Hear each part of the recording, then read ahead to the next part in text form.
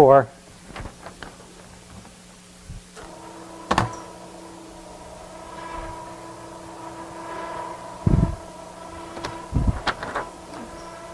Hi. This is so different, not saying something hi like on Sunday, but so. Oh, you can't? Hello?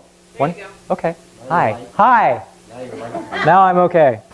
I'm Phil Lynch. I'm the co-pastor here for the Divine Fellowship, and I was going to introduce our speaker, and we worked on this introduction, and it's like, I can't ad-lib this stuff, so I'm just going to read it, because it's really, really well done, a lot of thought. So, welcome. I got that one figured out. So, we define the Divine Fellowship as a spiritual sanctuary where you can explore faith and enlightenment in a joyful way.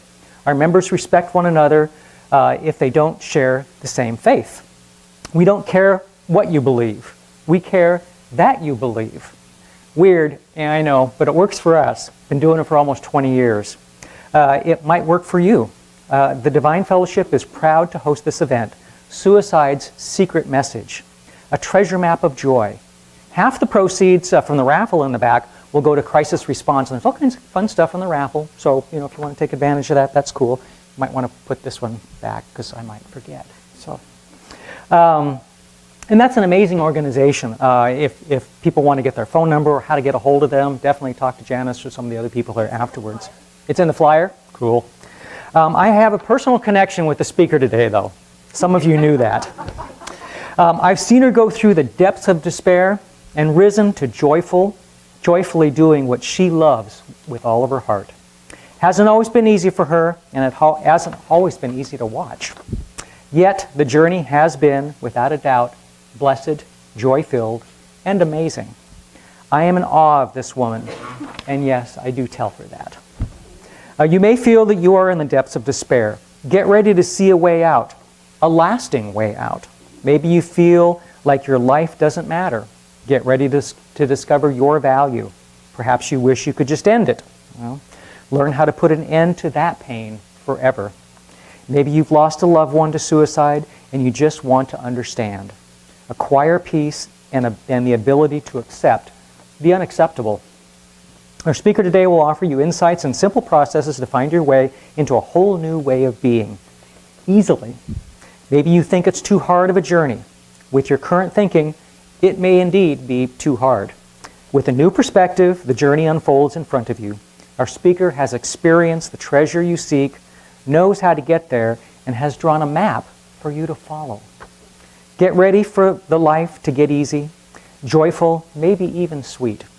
Get ready to have your mind blown and your perceptions rocked. Help me give a warm welcome to Janice Lynch. Thank you.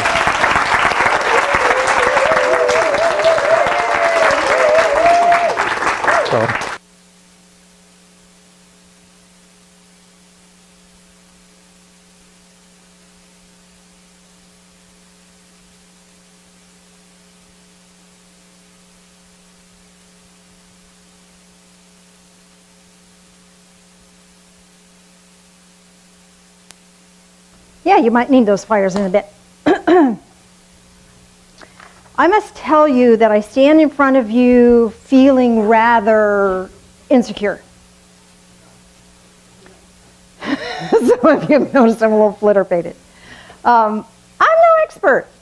I'm just a human being that's traveled the road, and I'm maybe a little further along than you. So I can share with you my truth. And I'm hoping that it will help you find your truth, your treasure, your goals. My journey was really tough, and I'm sure perhaps your journey is equally as challenging. Whether you're someone who has experienced the suicide impulse, or you have someone who actually acted on that, and you're a survivor of that. That kind of loss, that kind of grief is devastating. And having some understanding of the process will help you through this as well, because it'll destroy your joy.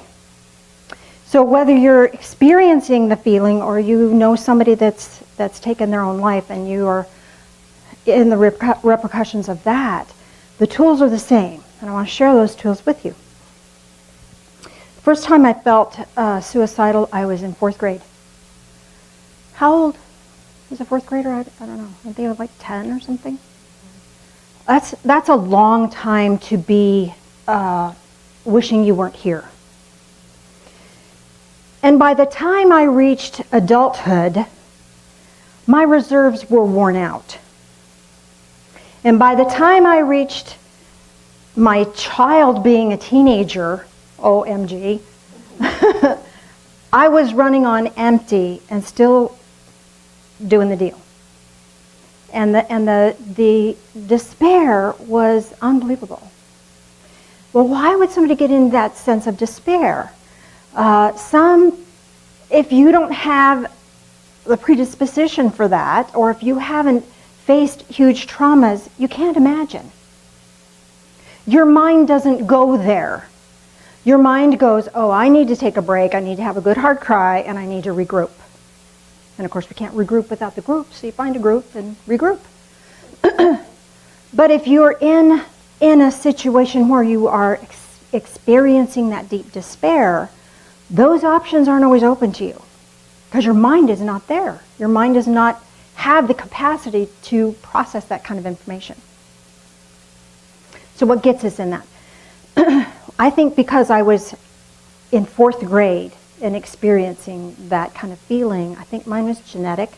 They have now proven that genetics plays a huge role in how we process data and how we utilize brain chemicals. Perhaps you've experienced a huge trauma. Trauma can trigger suicidal impulse. Whatever got you to wherever you are, that's okay. Because I think you're awesome. Because people were going to work and bitching and moaning about going to work, and they didn't have to battle taking themselves out every day. And I suited up and showed up and did that too, and my job, and coped with a child that was on drugs and in rehab and out of control, and you are too. If you're in this room, you're doing the deal. I honor you for that. I honor you for that. And here's the deal. The deal is it's staying alive, it's being here, it's suiting up and showing up. But that's not all of it. Life is meant to be joyful. And suicide is just telling you that your coping mechanisms have failed you. You're not a failure. You're an amazing success. Your coping mechanisms have failed you. And it's time for some new ones. And it's just a learning process. It's tools you don't have. It's like trying to build a car, but all you have is a hammer and a saw. That's not going to help you build a car. Or trying to build a house and all you have is a wrench and a screwdriver. Wrong tools for the right purpose. There's nothing wrong with a screwdriver. It's just not what you need to make your life happy. And a lot of the things that we do is because that's how we were raised. That's what our family did. In my family of origin, we utilized anger. If you were upset, didn't matter if you were sad or frustrated or truly angry or had your feelings hurt, anger. You could be angry, Dad was angry, or you could be busy. Mom was busy. Those were the two coping mechanisms. They didn't work very well for me.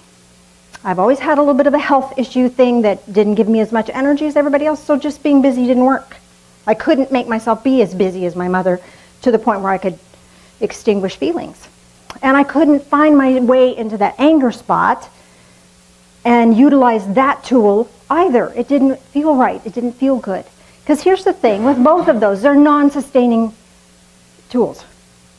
If you're angry about this and that gives you enough energy and so you clean house or whatever, it's funny, I'll tell you a funny story. So I tried to use those tools. I'd get angry and then I'd clean the house, threw away my checkbook, threw away important papers, because it's mindless. And then I would be so drained afterwards because it's a non-sustaining energy. And it didn't work for me. It was foreign to me. What didn't serve me.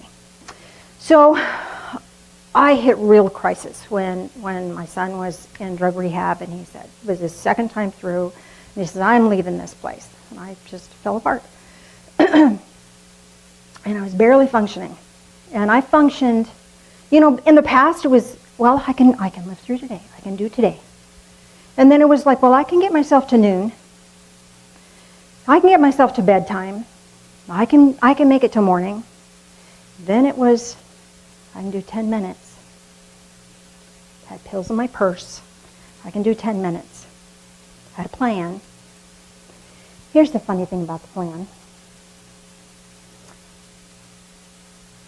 Phil and I had this agreement, we're married at the time, Phil and I had this agreement that we wouldn't spend more than $50 without discussing with one another. But I had this plan to take myself out without talking to him about it. It never occurred to me to include him in that decision. It was a huge decision. I would tell him if I was going to spend more than $50.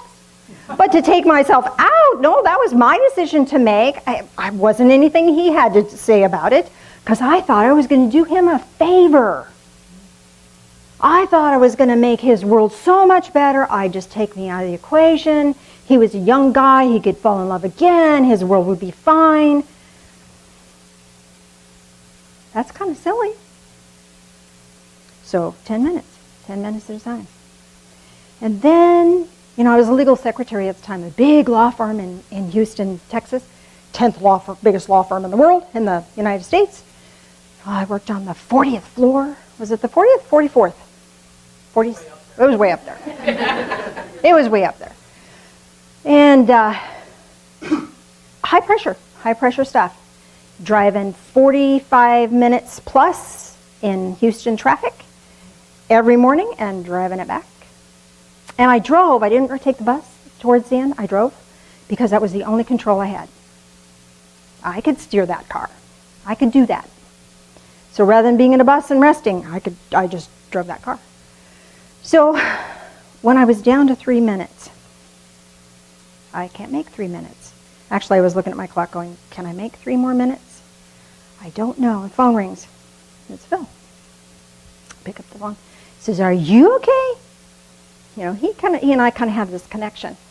Not everybody does, and even when you're really connected, people who are in the throes of the suicide impulse are really good at masking. You will never know. And then you wake up and go, they're gone, I had no idea, I should have known. No, you shouldn't have. They were that good at hiding it. That makes sense? So Phil goes, there's a shift in the force here.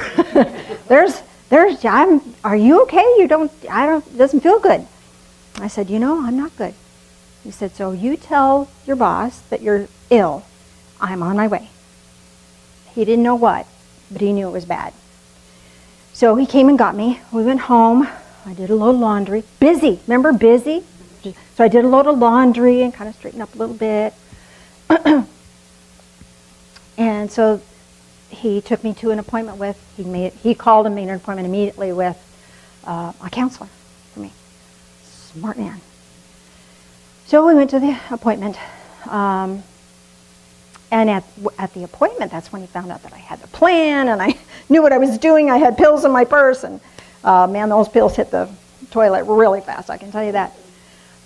Give me those pills. So, but that was the beginning of the shift. I went into a hospital for weeks. I can't remember how long it was, but it was a while. Because I needed a reset. I needed to learn some new tools. Being angry and being busy didn't work. Those were the only tools in my toolbox, and they failed me. So I had to learn some new tools. And in the process of learning new tools, I did this wonderful journey of discovery. And when I left the hospital, and I think went back to work for a while, and I just couldn't do that anymore. I mean, I shifted. It was different. I had to be different. So if you're in that space, your suicide impulse is letting you know the life you're living right now is not for you. It's not telling you to take yourself out. There's brain chemicals in there that you're translating that says, I need to take myself out. And the brain chemicals are actually telling you, take yourself out of that situation and build a new life. The life you currently have is not serving you anymore. Does that make sense to you? It's a mistranslation. These chemicals make us feel terrible. And the distress and the dismay is real. A person that doesn't have the suicide impulse isn't going to feel that. They get a bad day, a really bad day, or have a crisis, they regroup. But if you're in this state of mind, that's not possible in that current state of being. So there's a pathway out of that. Now you'll have this little flyer that I did. Don't you just love the little map? Sorry. Little treasure map. Did you need one? I love that. Because here's the deal. Even though suicide is a life and death issue, it doesn't have to be negative. It can be a really positive thing. And you see there's a little cave, and then there's some rocky places and all of that sort of thing, and then there's a treasure chest. That treasure chest is joy. And I know how to get there. I know how to get to joy from being in the pit of despair to get to joy. And there's lots of ways to do that, but I'm going to show you a way to get there, and perhaps that will help you. I'm going to have a handout for you so you don't even have to take notes. Don't you love that? I know, these note takers over here are just thrilled. Plan ahead. So if you want to move to smooth sailing, first thing I want you to know is I think you're amazing. I think you're a hero. You're here. Oh my gosh. Yay for you. Yay for you. And it's hard. I know it's hard. Been there, done that. Well, nearly did that. It's hard. It's hard work to get into the place of walking away from despair and moving into joy. But there's things that you can do to help yourself. These are not the only things you can do, but here's some things to do.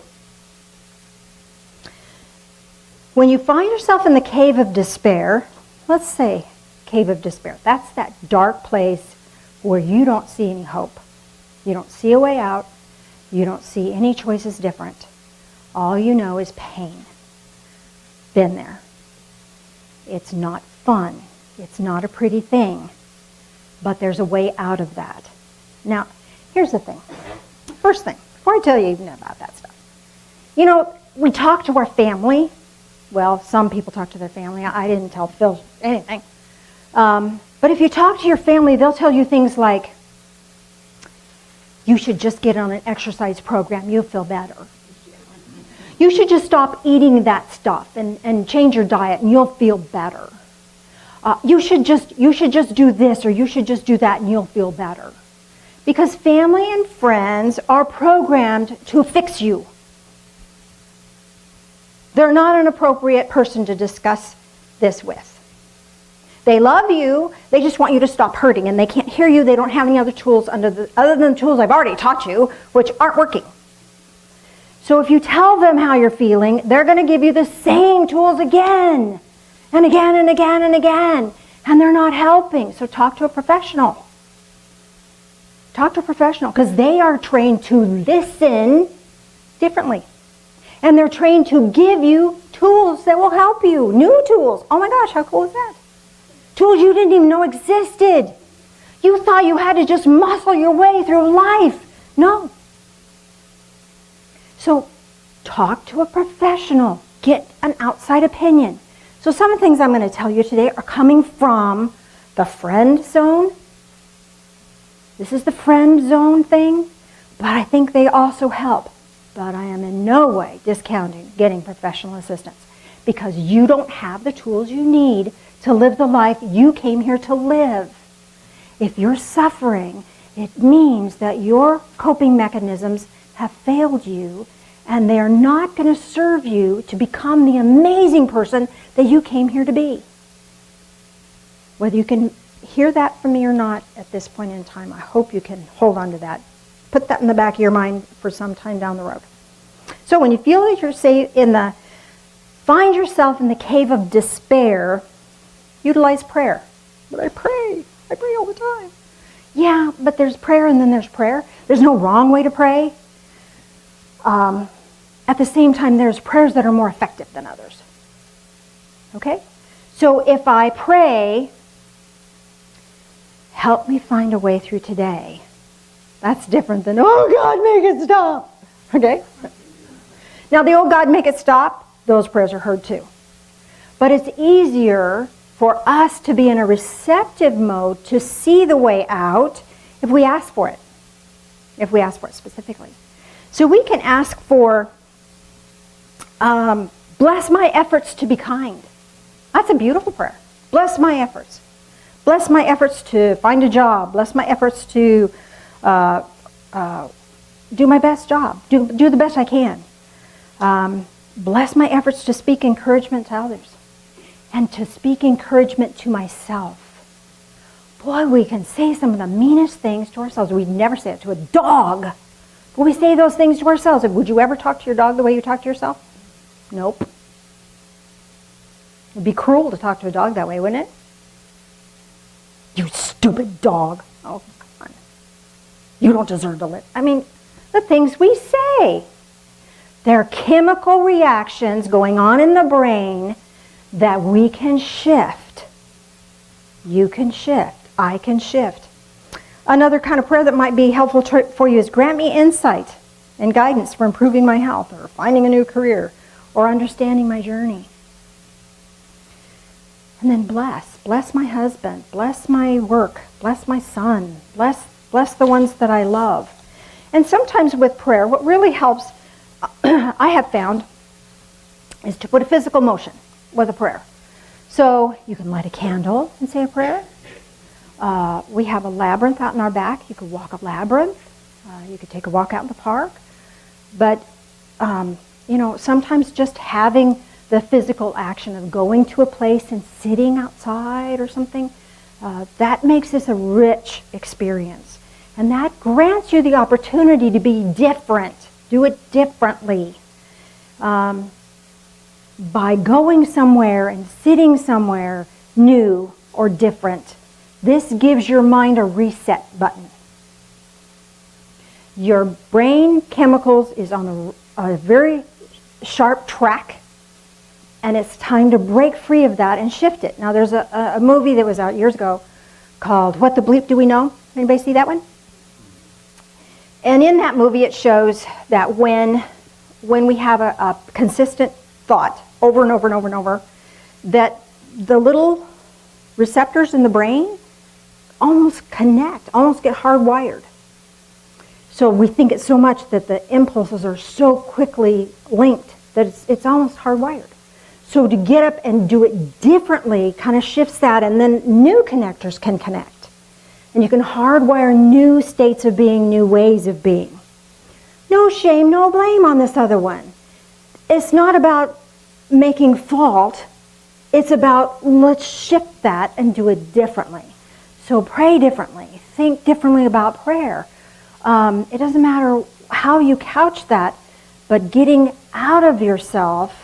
Part of the program that I went through when I was in hospital, we had mandatory AA meetings. Even though I had alcohol and drugs were not a part of it, because it was a really powerful process, 12-step group. So one of the 12 steps is came to believe there was a power greater than myself that could and would help if I just ask. First of all, power greater than myself. Okay, I don't have to have this. God's got this. Higher power, source, Holy Spirit, whatever you want to say. Can help, can. They're capable of helping. You feel helpless, but there's forces out there that are not helpless. Can and will help if we ask. We ask? You mean they will if we ask? I get to ask? I have to ask? What's this? That was a whole new concept for me. In the world I grew up in, divine source was the one that was watching you make a mistake so you could get punished for that. Well, that was a really nice way to grow up. I don't regret any of that because I learned so much spiritual stuff in a different way, and now I can look at it differently. But the divine source is this beautiful being of love and light that wants to help, that delights in you, that loves you and cares for you. Well, I don't feel loved because it hurts. They love you so much, they want you to shift. And we won't shift without pain. The sooner you shift, the sooner the pain quits. Make sense? I really like the phrase, loving spirit of light. Loving spirit. God is love. And in love there is no fear. Perfect love casts out fear. Spirit. God is a spirit. Worship in spirit and truth. Light. The Father of lights, in whom there is no shifting or shadow of turning. Have you ever held up a candle and shown a light on it, and you could see the shadow of the candlestick, and there's no shadow from the light. The light does not cast a shadow. There's no shadow, no dark side of love. There's no dark side of God. If that's what you think, might want to rethink your thinking about God. Maybe the God that you have assigned the throne of your heart is the God of fear, not the God of love. You might want to look at that. Kick that one off. So, as you're praying, open your heart to see that divine intervention. It's there. It'll be there. Look for that. Are you stuck on the island of isolation? See, that's what we do. I can't talk to anybody. Nobody gets to know. I need to suffer, and I need to be here, and I need to be alone. And again, you can't regroup without the group.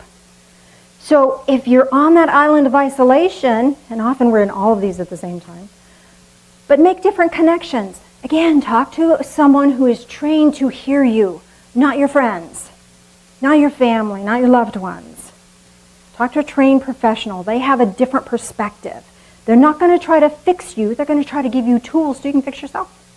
Because you're the one with the power, not them.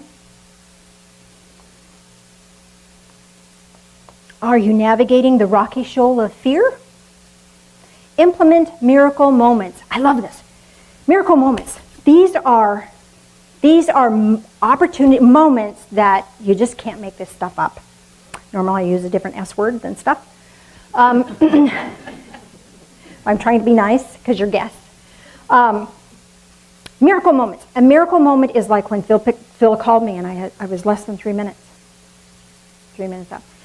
Another miracle moment, when Phil and I were thinking about starting the Divine Fellowship, we had other careers, and it's like, do we need really one more thing? Yes, we did. So we were walking, we take a walk, we took our dogs out to the park at Two Rivers. And we were walking along and we were talking about, well, you know, I guess we could do this. We don't know what we're doing, but, you know, maybe there's other people that would enjoy having a sanctuary, spiritual sanctuary, where they could come and just explore. About that time, there was this feather spiraling out of the sky and landed right in front of me. Phil picked it up, handed it to me, and said, "Here's your sign."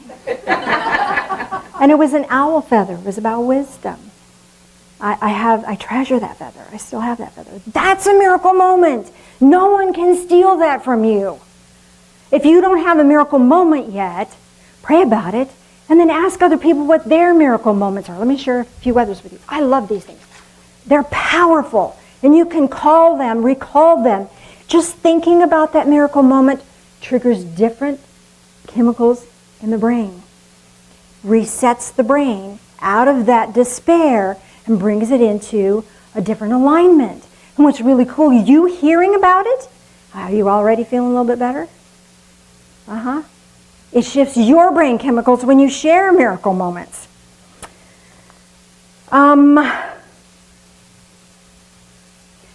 Looking into the eyes of a newborn child. Those of you who are old enough, that's a miracle moment. Nobody can ever take that from you.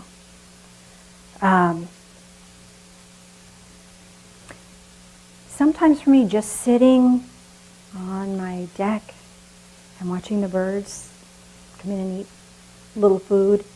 It was not too long ago, I was sitting out on my deck, and it was just at dusk, and we heard this owl. We think it was an owl. It was making some really weird sounds, so thought it was an owl. And Phil went inside, and I just happened to look up, and there was an owl flying right overhead. It was the coolest thing. No one can take that from you. And of course, I was worried about this. Maybe they don't like me. Maybe I won't have anything to say. You know, I was all stressed out. Owl. It's not my wisdom. It's wisdom. I'm just sharing tools here.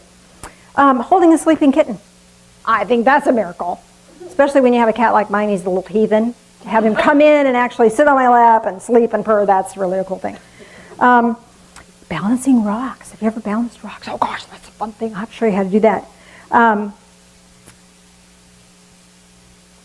Deep conversations with your dog. Have you ever, oh come on, I'm not the only one that talks to my dog, right? Yeah, you're out there. And they look at you and they don't understand the words you're saying, but they get you. And then they're saying, I'm here for you. You're really screwed up, but I love you anyway. That's a miracle moment. And if you can log those, and then when you're not feeling good, read your miracle moments.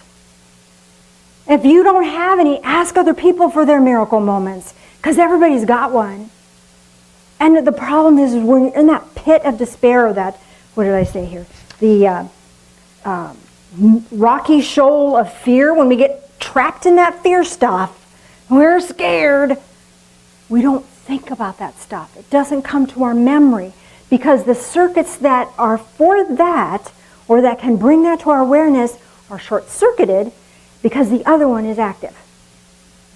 So when we can get out of that by looking at these others, then we're in a new state of mind, a new state of being, and we shift, and we can become empowered to move forward. What if you find yourself on the beach of wounded memories? Have you ever had a trauma? I think everybody's had trauma. And some people have had traumas that are trauma that, good Lord, thank God I didn't have to live through for myself. But you did. You lived through that. And sometimes those traumas cycle back through. What's the cure for that? Give yourself the gift of nourishment. Eat something good for yourself. Now here's the thing. We get addicted to junk food. Junk food feeds the wound, masks the wound. Feed yourself nourishment, healthy stuff. And that's telling yourself, I'm worth it. That crappy thing happened, but I'm better than that. I'm worth more than that. And I'm going to nourish who I am, and I'm going to be strong for myself. And if you can't be strong for yourself, get a buddy and say, hey, I'm feeling the need for a pizza. Well, how about if we, sit down to a salad bar or something? You get a buddy. Get a buddy. You can also nourish yourself with spiritual books or spiritual videos or spiritual readings of some sort. Speak affirmations. Stop feeding the trauma. Every time you think of it, you're reactivating it. It becomes real again. Stop it. Do something different. Do something new. Eating is a physical thing. And it'll shift you out of whatever trauma that was, because that probably happened in the physical realm, take you out of that and bring you back into a new state of physical being. Shifts things. Try that. And then it's important to watch out for being dragged into the current of lost hope. Have you ever lost hope? Yeah. Like how many times a day? Gratitude. Here's the thing with gratitude. I just love gratitude. They're fun. Dollar store notebook. And then I've added 7 little sections. And in each section, there's one for Sunday, Monday, Tuesday. You get the idea? Start writing gratitudes. This saved my life more than once. Just because I went through a hospital didn't mean that the suicide impulse was vanished. I had to fight it. I still had to fight it. By writing gratitudes, I could go to, like today's Saturday. I go to Saturday and look up, well, what happened on a Saturday that I could be grateful for? Oh, here's something wonderful that happened on a Saturday. Maybe that happened 2 years ago. I would write gratitudes for everything. Because when you're in this state of despair, you can't find gratitude. Or if you find gratitude, it's really, yeah, I'm grateful to be alive. You know, be a bullshit of meter pegs. You know, that's not true. But you say those things to yourself, that's not true. Say truth to yourself. And if you can't have a truth right now by having a journal where you can go back and get that, then you have evidence. Oh, yes, on this date. You know what my first entry was? You're going to love this. My first entry was when I was able to speak my truth to my ex, and he didn't react negatively. He didn't like it. But because I was in my power, and I had learned to speak my truth with clarity, that he just went, oh, okay. And there were people around. He didn't blow up, and I didn't feel diminished. That was my first entry. And I was so grateful for that, because I had to learn, A, what my truth was. I had to learn how to speak my truth clearly, and I had to learn to be strong enough to say, well, here's what I think about that, in a very kind way. Because being angry, being mad didn't work for me. Remember? It was a tool that didn't work. But being clear works really well for me. Then in the back of this book, then I've got a separate section here for miracle moments. So I'm going to put this in the raffle. So, oops, sorry, pages got bent. So anyway, it's already created for you if you want to look at this and create the pattern for yourself. I have one at home. It's 1 through 31, and so I use days of the month. But a week is easy. Let's do a week. Week is easy. You can do that. So write that stuff down, and it can be simple. I'm grateful that I saw an owl today. That's a miracle moment, and I can be grateful for it too. And when you read the gratitude feelings change your state of being. And it changes your state of being into empowerment. Instead of feeling helpless, now you feel empowered. Now you can move forward. And that's where you really want to go. Make sense? How about anxiety? The deep waters of anxiety. This is important. Because anxiety can eat your lunch. Really can eat us up. To overcome the deep waters of anxiety, balance the body. Take a walk. Do some Tai Chi. Do some yoga. We got our yoga lady here today. Do some yoga. Do something physically that will bless you, because it blesses you physically, mentally, emotionally, and spiritually. Because when you're mindful and aware, you're connected. And when you're connected, you're empowered. And when you have that connection, that makes everything else better. Does that make sense?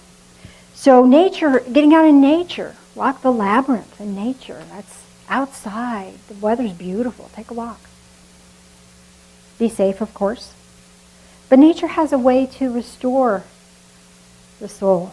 Utilize that. And that will help you to make it to Treasure Island. And once you're at Treasure Island, you can bring in that physical movement into everything you do. You know, if you're going to pray, light a candle. If you're going to eat nourishment, pray first. Just action-based world. And you bring your mental awareness, your acuteness to that. And that generates positive feelings. Positive feelings are not something that you have to manufacture from nothing. You build them, and they will come.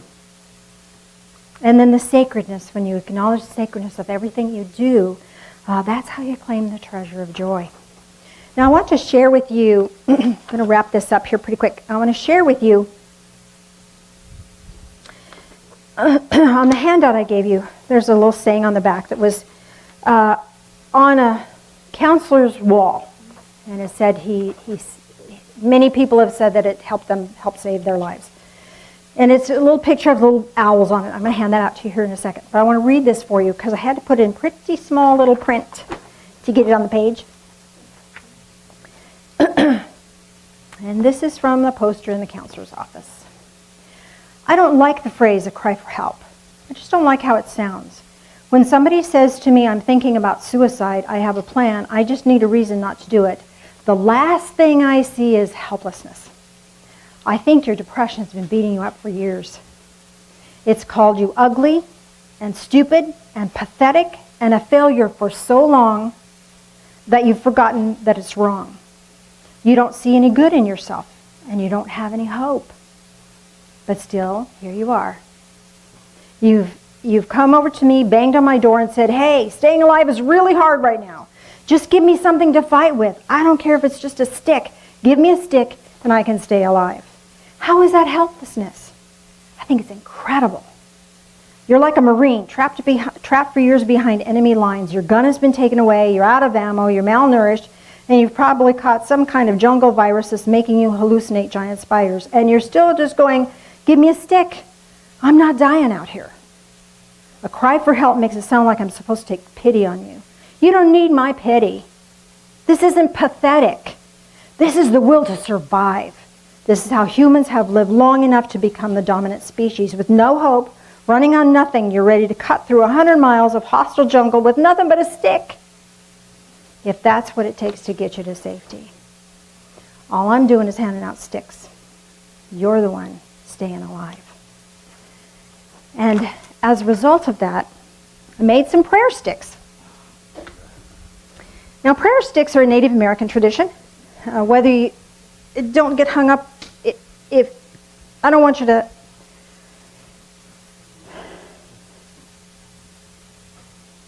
If your faith is different than Native American, receive this for whatever it is.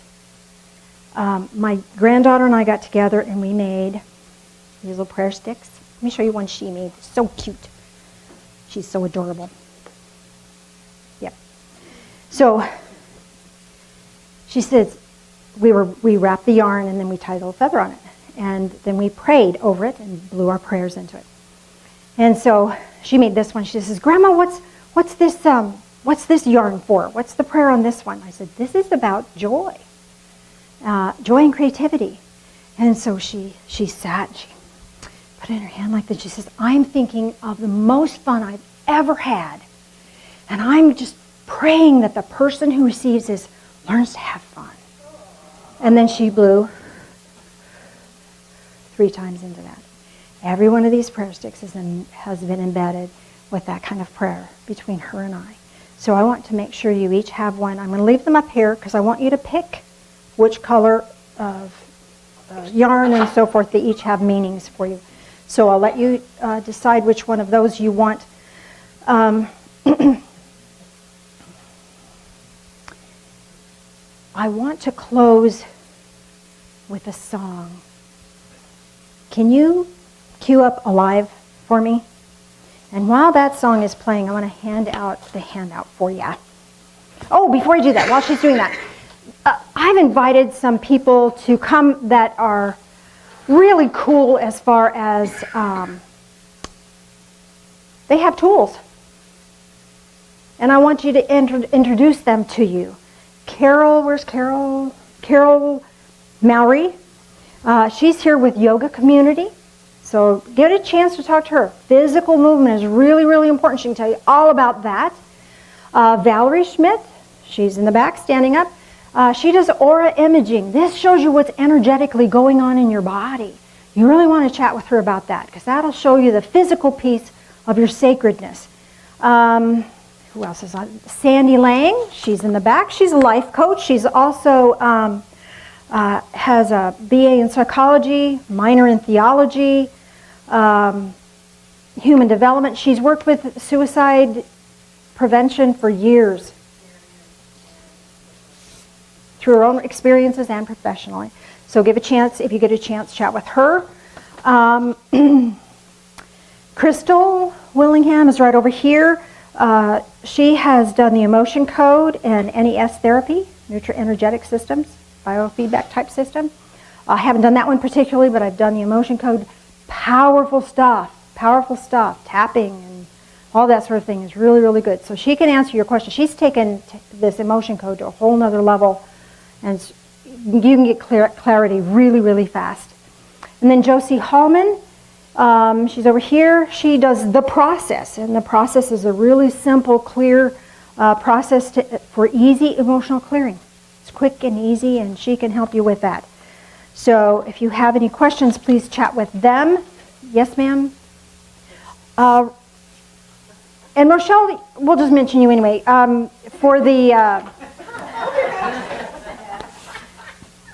you work with Lutheran Social Services? So until June, I was the director. Until June, I'm doing this to the camera. And I am still the counseling director. She's still the counseling director for Lutheran Social Services, Community Services. And so if you need counselors, ask for help. Ask for help. It's there for you. You got to get some new tools, people. Tools are important. They're going to be in the back room. Valerie's going to help pass these out. Maybe Mary Lou pass the other side or something. And we have refreshments, cookies and coffee and juice and stuff. So hang around, visit with us a little bit, and I thank you so much for your very kind attention. We'll talk to you soon. Come get a prayer stick. Thank you. You want to cue up this last song for me? Oh, it's